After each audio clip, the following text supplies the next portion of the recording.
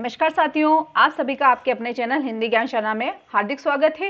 साथियों, आज हिंदी व्याकरण में हम जिस अध्याय को लेने जा रहे हैं वो है हमारा शब्द विचार। यहाँ पर हम शब्द, उसका अर्थ, उसकी परिभाषाएं तथा शब्दों के भेद जो हैं विभिन्न प्रकार के, उनका हम विस्तृत अध्ययन करेंगे। साथियों, ये जो हमारी श्रृंखला है वह सभी प्रतियोगी परीक्षाएं जैसे कि फर्स्ट ग्रेड है, सेकंड ग्रेड है, रीट है, सी टेट है, एस टेट है, यूपी टेट है, एमपी टेट है, इसके अलावा नेट जेआरएफ में जो हिंदी व्याकरण का पोर्शन लगता है वो, इसके अलावा DSSB, KVS, TGT, PGT, PRT और जितने भी कॉम्पिटिशन्स जो होते हैं जिसमें हिंदी व्याकरण का पोर्शन लगता है उनके लिए बहुत महत्वपूर्ण है। तो चलिए स्टार्ट करते हैं। सबसे पहले हम शब्द विचार में शब्द क्या है वो देखते हैं कि प्रत्येक भाषा की अपनी ध्वनि व्यवस्था, उसके बोलने का ढंग, उसकी शब्द संरचना, वाक्य का एक निश्चित जो क्रम होता है, संरचनात्मक ढांचा, जिसको कि एक कौन सा वाक्य किस तरह से लिखा जाता है उसका एक निश्चित संरचनात्मक अपना ढांचा होता है तथा एक सुनिश्चित अर्थ प्रणाली होती है, यानी कि उस अर्थ का अपना कोई अर्थ निकलता है सार्थक। अब ये जो लाइन आ रही है, भाषा की सबसे छोटी और सार्थक इकाई शब्द है। ये सबसे महत्वपूर्ण लाइन है हमारी कि भाषा की सबसे छोटी और सार्थक इकाई कौन सी है? शब्द। ध्वनि समूह यानी कि ध्वनियों जो हमारे मुख तंत्र जो है, हमारा मुख अवयव जो है, उससे जो हमारी प्राणवायु निकलती है और उससे जो ध्वनियां निकलती हैं, उन समूहों की ऐसी रचना जिसका कोई अर्थ निकलता है, सार्थक अर्थ निकलता है, उसे हम शब्द कहते हैं। फिर आती है इसकी परिभाषा कि शब्द की परिभाषा क्या है। तो साथियों, एक या एक से अधिक वर्णों से बने सार्थक ध्वनि समूह को शब्द कहते हैं, यानी कि एक शब्द एक वर्ण भी हो सकता है, उससे अधिक वर्ण भी हो सकते हैं और उनसे मिले हुए जो सार्थक ध्वनि समूह हैं उन्हें हम शब्द कहते हैं। अब आते हैं शब्द के भेद। शब्द किन किन भेदों से मिलकर बनते हैं या उनकी शब्दों की जो रचना प्रक्रिया है वो किस प्रकार से बनी हुई है वो हम देखते हैं।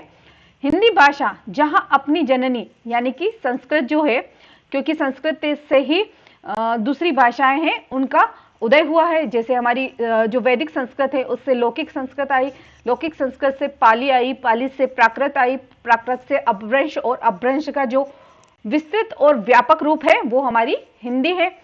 तो उससे समृद्ध शब्द भंडार से प्राप्त, यानी कि हमने जो हिंदी है वो हमारी संस्कृत के जो अपनी जननी है उससे उसने अपने शब्द भंडार जो है ग्रहण किए हैं, परंपरागत विकास के मार्ग पर बढ़ी है।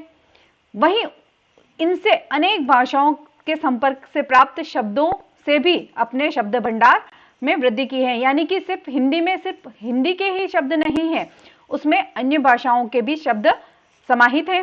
साथ ही नए भावों, विचारों, व्यापारों की अभिव्यक्ति के लिए आवश्यकता अनुसार नए शब्द की रचना भी पूरी उदारता और तत्परता से की गई, यानी कि जब हम किसी व्यक्ति से मिले, उसके विचारों को देखा, हमें उससे अपनी जो विचार है उसको प्रकट किए और उसके जो विचार है हमने ग्रहण किए और उसकी जो भाषा से है हमने कुछ शब्द हमारी भाषा में मिलाए हैं और उस भाषा को हमने समृद्ध किया है।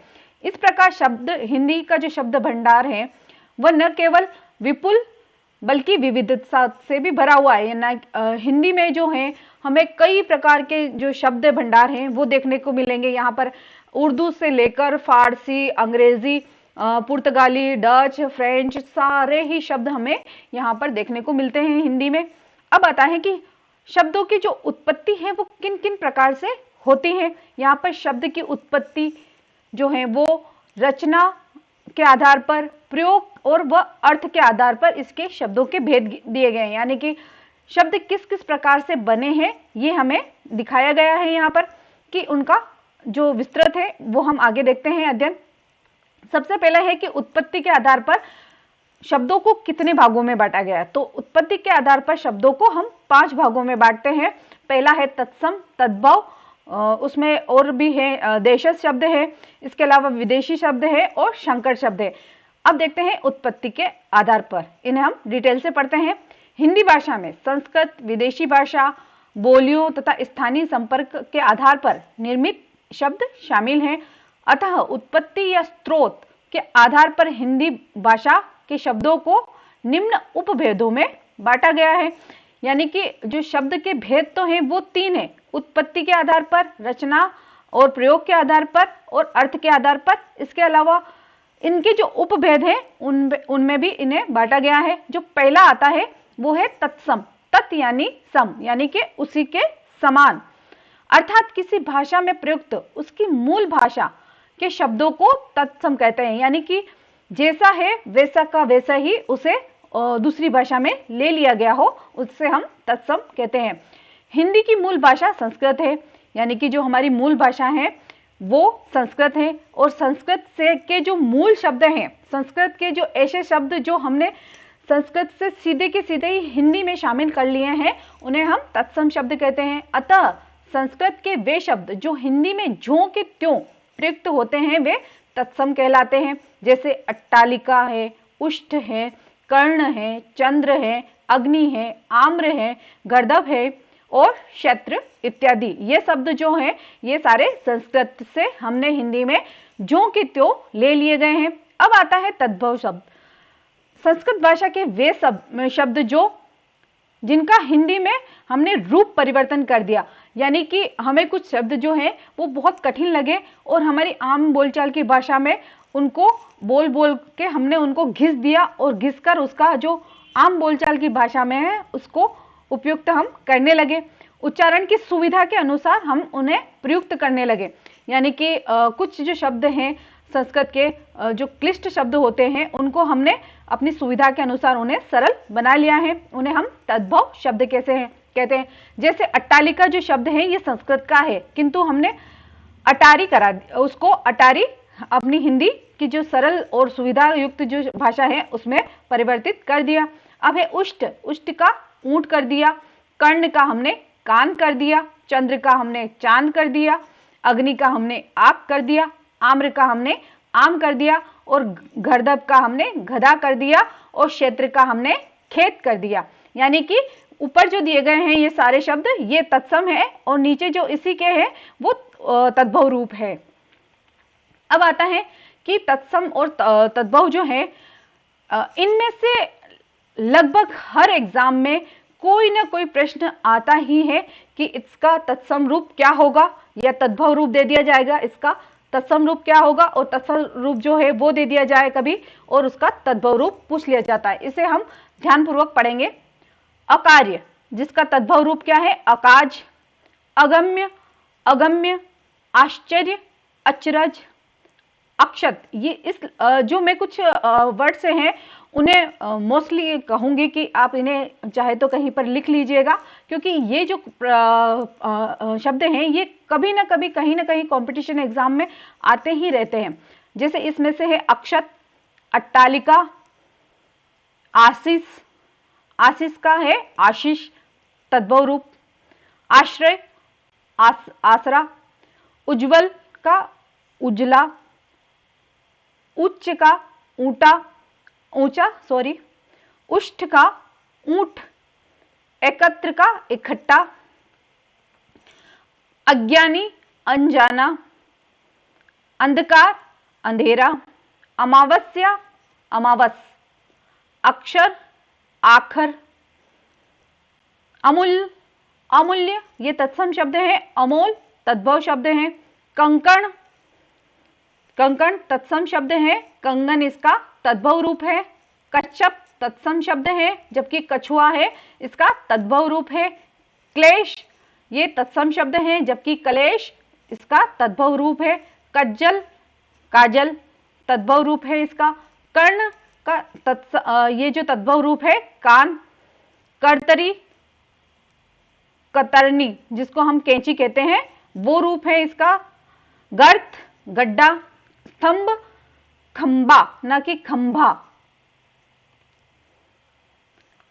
इक्षु का तद्भव रूप है ईख, अलुक इसका तद्भव रूप है उल्लू, इला, इला का आप मोस्टली कर ही लीजिएगा इसको याद, इला का इलायची। फिर आता है कपाट, कपाट का जो तद्भव रूप है वो किवाड़, कंटक, कंटक का तद्भव रूप है कांटा। फिर आता है कृषक, कृषक का तद्भव रूप है किसान। अब जो है क्षीर, क्षीर का है खीर। क्षेत्र, खेत। ग्रंथि, गांठ। फिर आता है गोस्वामी का गुसाई तद्भव रूप है, ये भी याद रखिएगा आप। अब आता है मोस्ट, गोमय, गोमय का गोबर। ग्राम, ग्राम का तद्भव रूप है गांव। गोपालक, गोपालक का तद्भव रूप है ग्वाला। अब जो मोस्ट है वो गोधूम, जिसका तद्भव रूप है गेहूं। ग्रीष्म का गर्मी। घट का तद्भव रूप घड़ा। घटिका का तद्भव रूप घड़ी।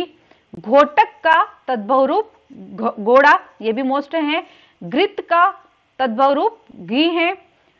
चर्म का चाम तद्भव रूप है चंद्र का चांद, ये हम पिछले इसमें देख चुके हैं। अब आता है चैत्र, चैत्र का तद्भव रूप है चेत। छत्र का छाता। चवर्ण का चबाना, चवर्ण का जो तत्सम रूप है ये चवर्ण, और चबाना तद्भव रूप है। अब आता है तेल, तेल में 2 मात्रा लगती है वो तत्सम रूप है, जबकि 1 मात्रा लगेगी वो तद्भव रूप है। फिर आता है दधी, दधी उसका तद्भव रूप है दही। दीपशिला का इसका है दिया सलाई। ये जो मैं बता रही हूं ये मोस्ट है, इसीलिए आप इन्हें कहीं पर आप लिख लीजिएगा याद करने की सुविधा के अनुसार। फिर है दीपावली, ये हमारा तत्सम रूप है, जबकि दिवाली एक तद्भव रूप है। कुछ लोग जो होते हैं दी को छोटी भी लिख देते हैं, पर वो अशुद्ध रूप है। अब है द्विपट, यानी कि दुपट्टा। तो अब आते हैं हमारे तत्सम और तद्भव जो रूप हैं वो हो गए हैं शब्द। अब आते हैं देशज, जो तीसरा हमारा भाग है देशज शब्द। किसी भाषा में प्रयुक्त ऐसे क्षेत्रीय शब्द जिनके स्रोत का आधार या तो भाषा व्यवहार हो या कोई उसका कुछ पता ना हो, यानी कि ऐसे शब्द जो हमारा क्षेत्रीय बोली के शब्द हो, वो जो है इसमें देशज शब्द के अंतर्गत आते हैं। समय, स्थिति और आवश्यकता के अनुसार क्षेत्रीय लोग उन्हें अपने शब्द जो है अपने मन से ही उन्हें घड़ लेते हैं, अपने मन से ही उनको बना लेते हैं। ऐसे शब्द जो है देशज शब्द कहलाते हैं। जिसमें है परात, जो शब्द है ये हमारा देशज शब्द है, जिसको हम थाली को परात कहते हैं। कांच, कांच को कांच बोला जाता है। ढोर, जानवरों को ढोर कहते हैं। खचाखच, पूरी तरह से भरा हुआ। फटाफट, जल्दी जल्दी। मुक्का इत्यादि। अब है देशज जो शब्द है हमारे, उसके भी उपभेद दिए गए हैं। जैसे अपनी मन, जो मनगणत हैं, अपनी ही मर्जी से बना लिए गए कुछ शब्द जो हैं वर्तमान अंतर्मन में उमड़ रही भावनाओं जैसे कि खुशी, गम अथवा क्रोध जो है उसकी अभिव्यक्ति करने के लिए व्यक्ति अति भावावेश में होकर कुछ मनगणत ध्वनियों का उच्चारण करने लगता है, और ये ध्वनियां जो है बार बार हमारे अगर प्रयोग में आने लग जाती हैं तो उस शब्द को हम व्यवहारिक रूप में प्रचलित करने लग जाते हैं। तो एक बड़ा जो जन समुदाय है उसका उपयोग करने लगता है, और धीरे धीरे इनका उपयोग साहित्य में भी हमें अक्सर देखने को मिलता ही रहता है।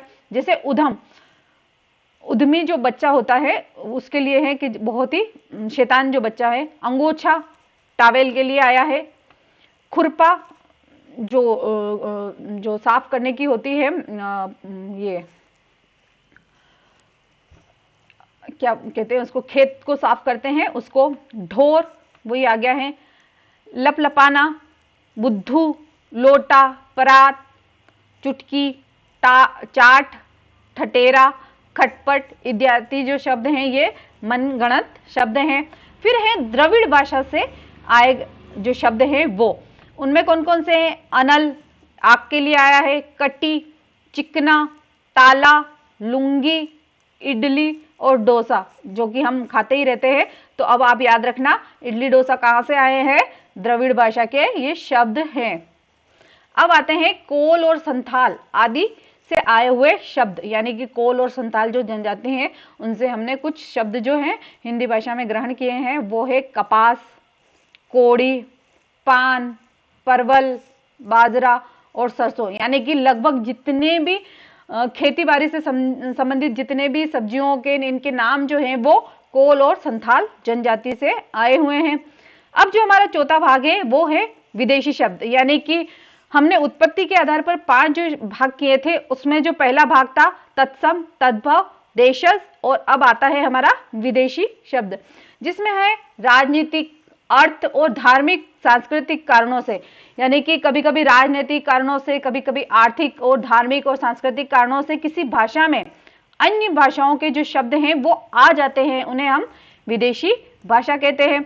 यानी कि हमारा क्या है, विदेशियों से जो संपर्क हुआ है उनकी संपर्कता से हमें कुछ शब्द हमें अपने हिंदी में हमने शामिल किए हैं, जैसे कि अंग्रेजी के शब्द हैं, कुछ फारसी के हैं, कुछ पुर्तगाली शब्द हैं, कुछ तुर्की शब्द हैं, फ्रांसीसी, चीनी, डच, अंग्रेजी, जर्मनी, रूसी, जापानी, तिब्बती, यूनानी भाषा के जो शब्द हैं जिनको हमने हिंदी भाषा में प्रयुक्त करना शुरू कर दिया है।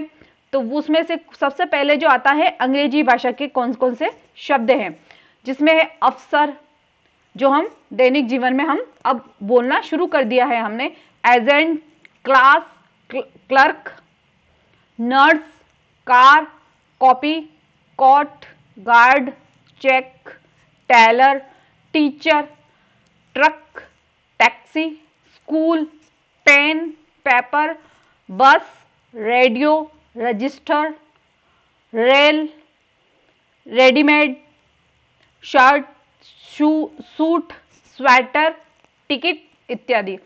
ये जो शब्द हैं ये हमारे अंग्रेजी भाषा से आए हुए शब्द हैं। अब आते हैं अरबी भाषा के शब्द। अरबी भाषा के शब्द जो हैं उसमें अक्ल, अदालत, आज़ाद, इंतज़ार, इनाम, इलाज, इस्तीफा, कमाल,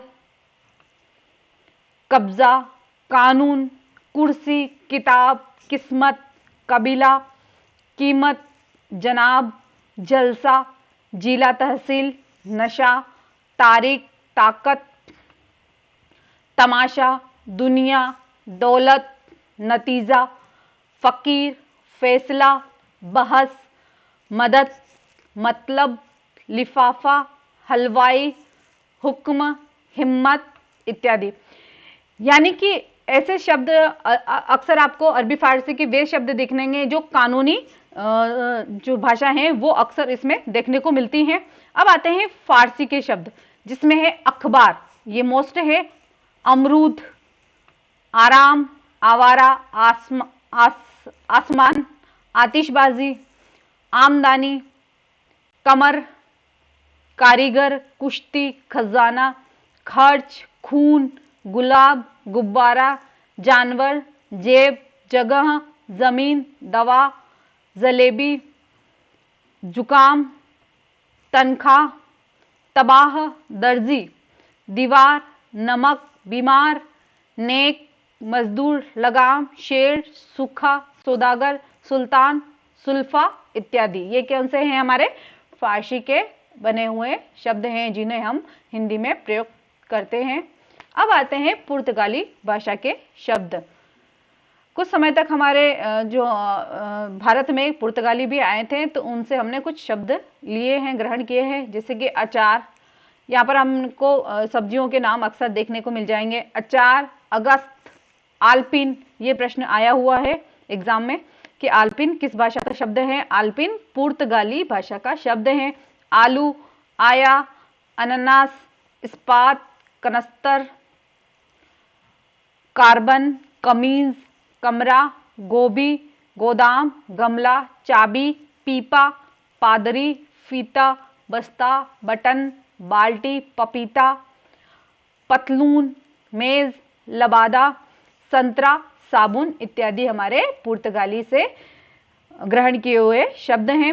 अब आते हैं हमारी तुर्की भाषा जो है उससे कौन कौन से ग्रहण किए हैं हमने शब्द। उसमें आका, उर्दू, काबू, कैची, कुर्की, कुली, कलंगी, कालीन, चाक, चिक, चेचक। ये चेचक जो शब्द है ये भी आया हुआ है एग्जाम में। चुगली, चोगा, चम्मच, चम्मच शब्द भी आया हुआ है। तमंगा, तमाशा, ये शब्द भी आया हुआ है।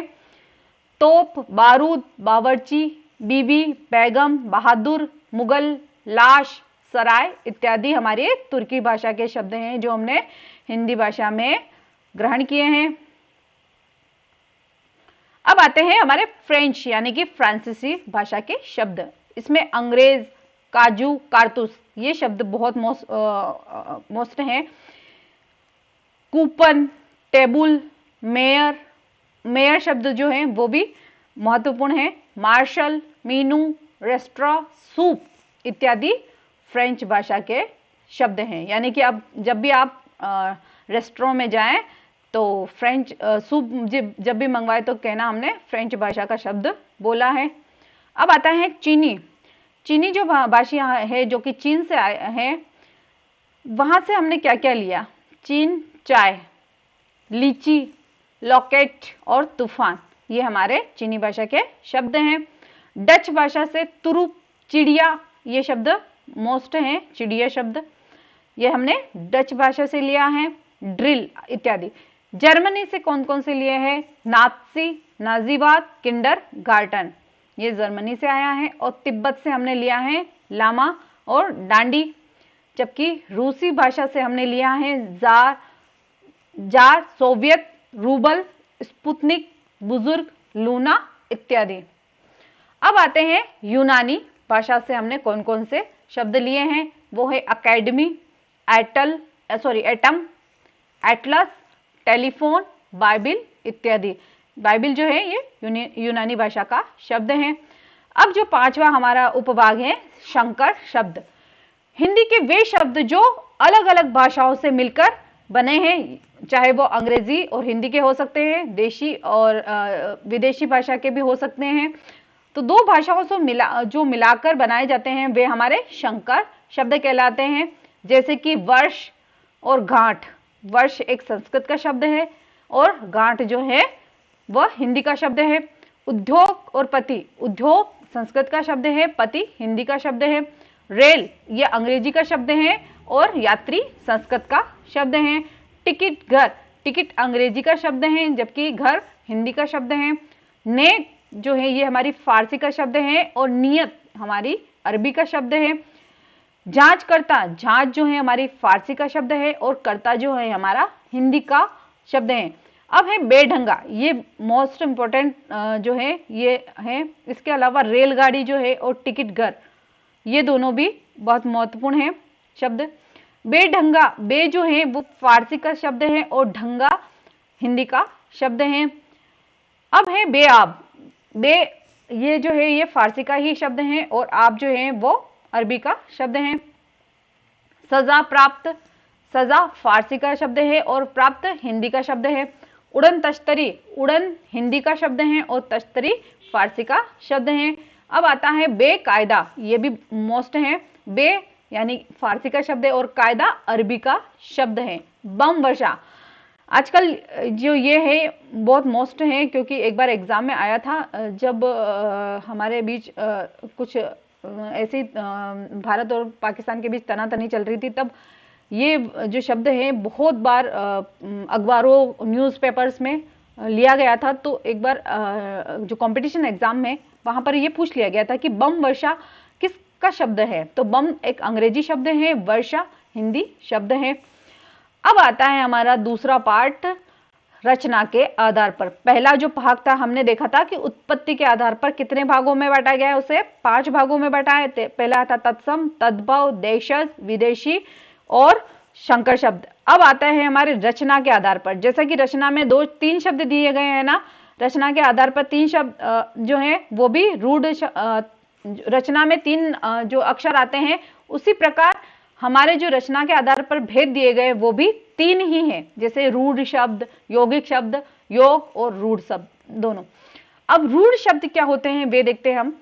वे शब्द जो किसी व्यक्ति, स्थान, वस्तु, प्राणी के लिए वर्षों से प्रयुक्त हो रहे हैं, यानी कि उसके लिए हमेशा से ही वो ही शब्द हैं वो प्रयुक्त हो रहे हैं, इसके अलावा अन्य शब्द प्रचलित में नहीं है तथा किसी कारण विशिष्ट अर्थ में प्रचलित हो गए हैं, वे रूढ़ शब्द कहलाते हैं। इन शब्दों में अर्थ की एक ही इकाई होती है, यानी उसका मतलब वो ही अर्थ निकलता है, इसके अलावा कोई अन्य अर्थ नहीं निकलता है। इन शब्दों की निर्माण प्रक्रिया भी ज्ञात नहीं होती है कि ये कहां से आए हैं, इनका कोई अर्थ अन्य भी नहीं होता है। जैसे कि दूध, अब दूध को हम दूध ही कहेंगे, दूध को अन्य नाम से, यानी कि दूध का नाम लेते से हमें दूध ही याद आता है, कोई अन्य शब्द जो है हमारे दिमाग में नहीं आता है। गाय का नाम लेते ही हमारे सामने 4 पैरों वाली गाय ही दिखेगी, रोटी हमारी चपाती ही दिखेगी। दीपक, पेड़, पत्थर, देवता, आकाश, मेंढक, स्त्री, ये शब्द जो है ये सारे रूढ़ शब्द हैं और यहीं से एग्जामिनर प्रश्न बनाता है। रूढ़ जो हमारी रचना के आधार पर जो है यहीं से प्रश्न बनते हैं अक्सर करके।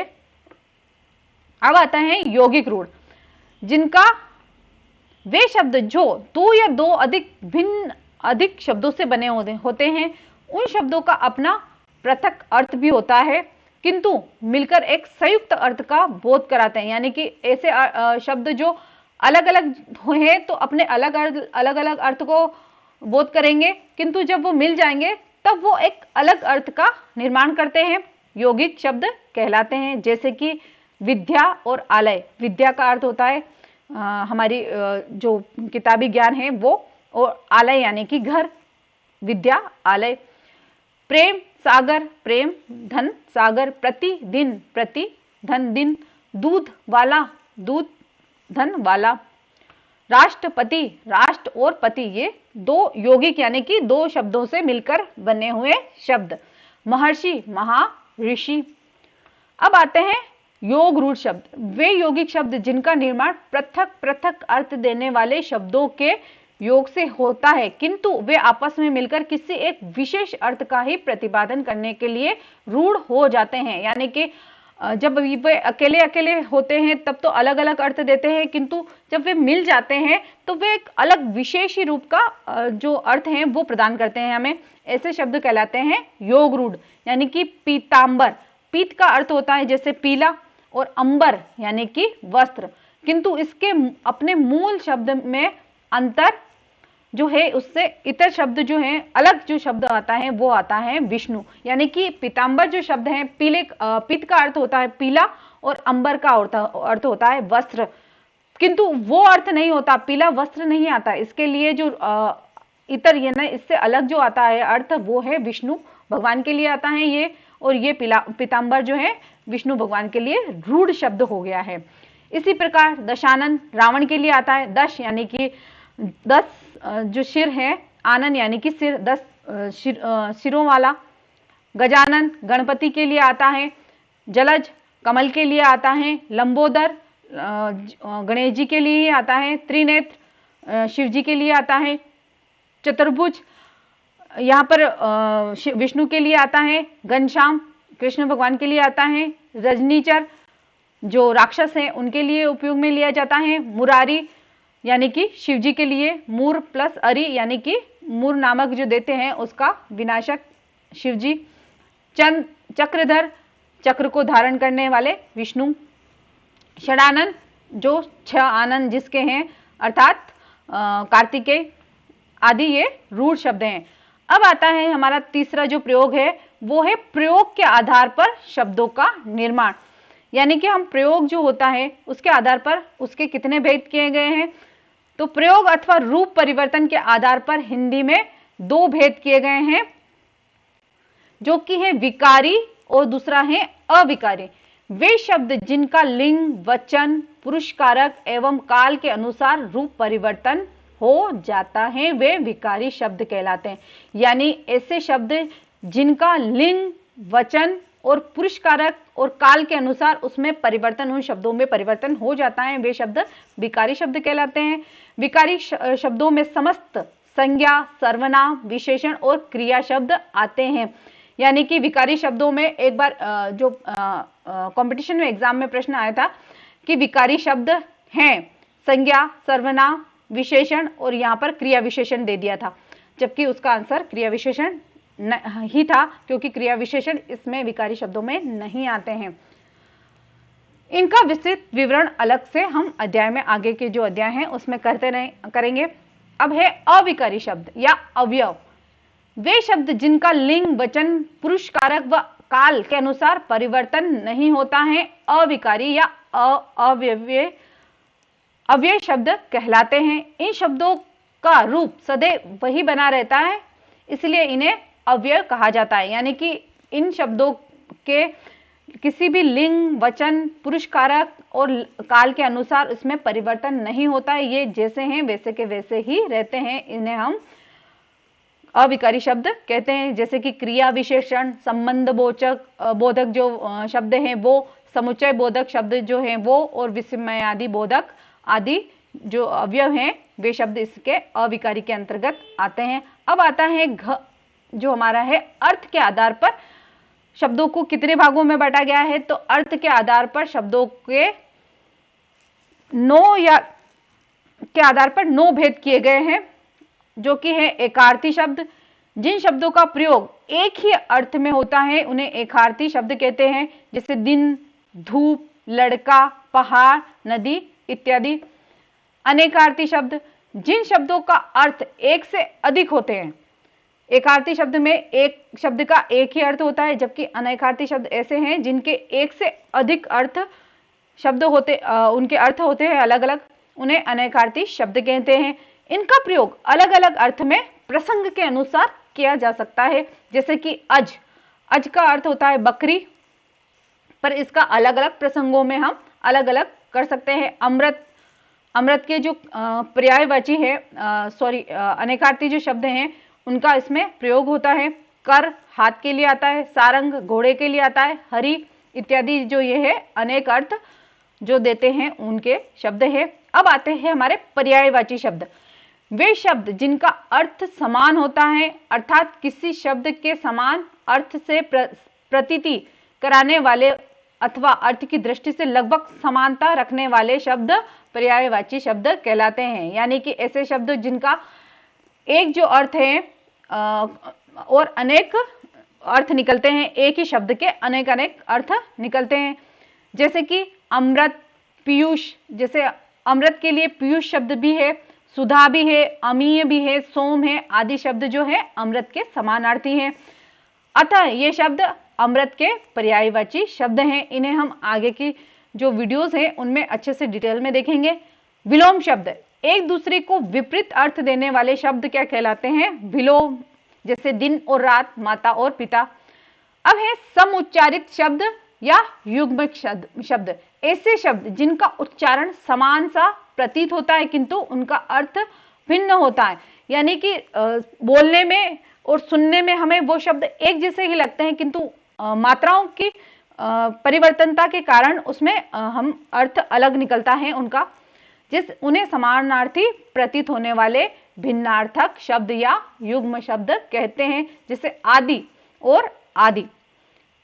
आदि का अर्थ प्रारंभ है, किंतु आदि का अर्थ आदत होना, आदि होना, ऐसा आदत होना, लत होना इत्यादि। इस प्रकार समान उच्चारण से प्रतीत होने वाले अर्थ जो हैं उनके जो हैं वो भिन्न अर्थ होते हैं।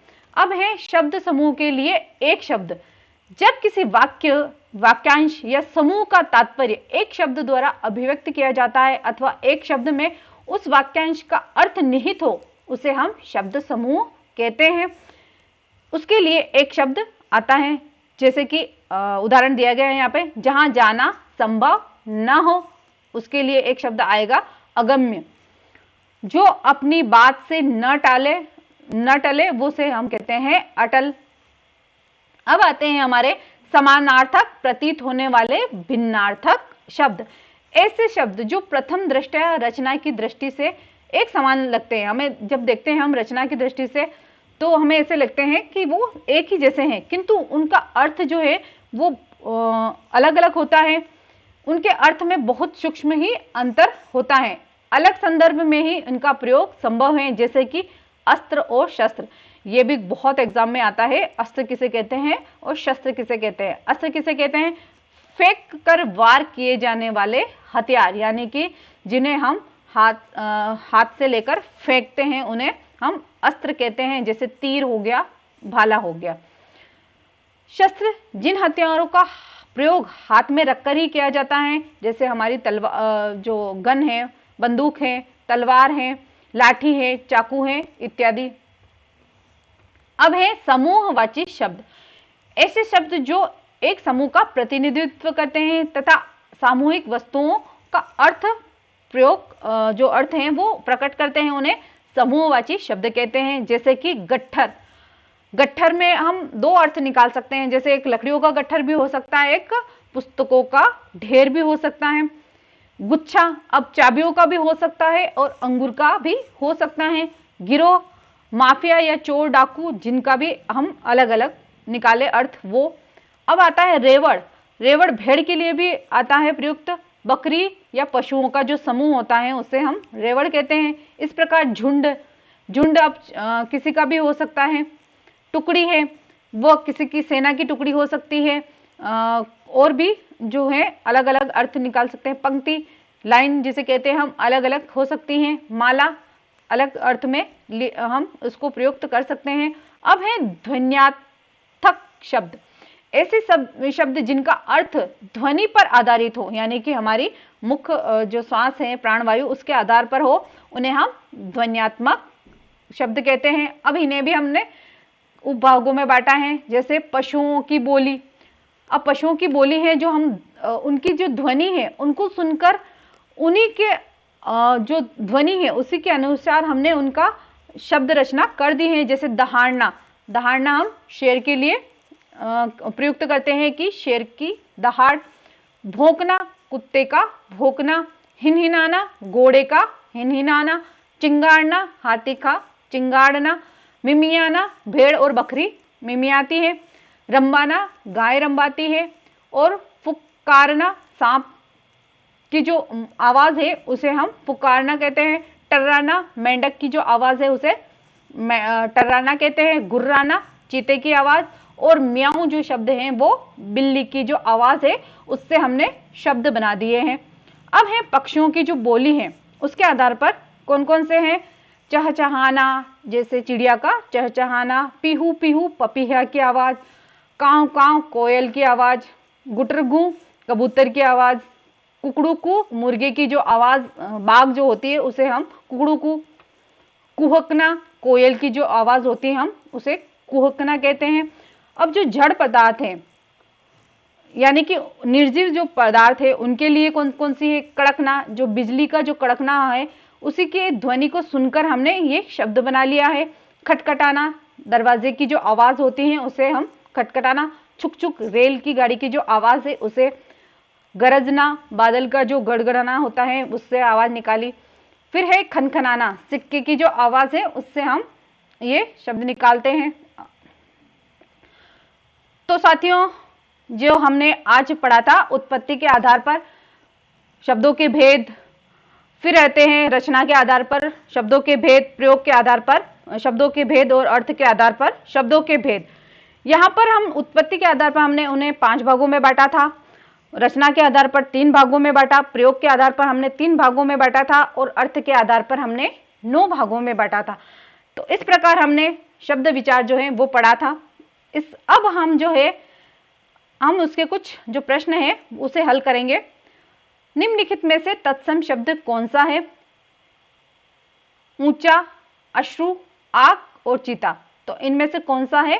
अश्रु शब्द जो है वो हमारा तत्सम रूप है। अब है तद्भव रूप कौन सा है। क्षत्रिय, कृष्ण, ग्रह और गांठ। तो इसमें से कौन सा है। गांठ जो है हमारा तद्भव रूप है। इसके अलावा हमारा जो देशज शब्द जो है वो कौन सा है। कांच, ताकत, सपना और थान, जिसमें हमारा जो कांच शब्द है, कांच जो शब्द है वो है देशज शब्द। अब है योग रूढ़ शब्द जो है हमारे विद्यालय, दशानन, हल्दी और सावन, जिसमें हमारा जो शब्द है दशानन वो है। अब साथियों एक बात आती है कि तत्सम और तद्भव है, इसके लिए मैं अलग से वीडियो बना दूंगी। उन्हें हम किस ट्रिक से पहचाने कि कौन सा तद्भव है और कौन सा तत्सम है। अगर आप कमेंट बॉक्स में लिखेंगे कि उसकी एक ट्रिक भी बता दीजिए मैम, तो मैं उसको अवश्य बता दूंगी। तो साथियों, हमने आज शब्द विचार पढ़ा है। आपको वीडियो कैसा लगा इसे शेयर कीजिएगा, लाइक कीजिएगा और सब्सक्राइब जरूर कीजिएगा चैनल को। और अपने अन्य मित्र जो कि फर्स्ट ग्रेड, सेकंड ग्रेड और अन्य कॉम्पिटिशन्स एग्जाम की तैयारी कर रहे हैं, उन तक जरूर पहुंचाइएगा ताकि वे इसका लाभ ले सके। धन्यवाद।